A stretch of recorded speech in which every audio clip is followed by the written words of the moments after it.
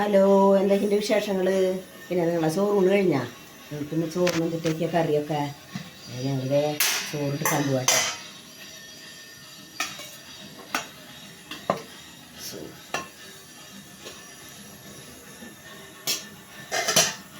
ഞങ്ങൾ ഇന്നലെ മറ്റേ എക്കോ സിനിമ കാണാൻ പോയിട്ടുണ്ടായിരുന്നു.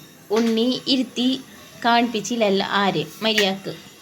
അപ്പം ഇന്ന് വാപ്പിച്ചിയും ഇക്കാക്കയും കൂടി ഇന്ന് അതിന് പോയിക്കൊണ്ടിരിക്കുകയാണ്. പോണു കുഞ്ഞിച്ചാള വറുത്തത്. കുഞ്ഞിച്ചാള മുളക് ഇട്ടത് കേട്ടാ.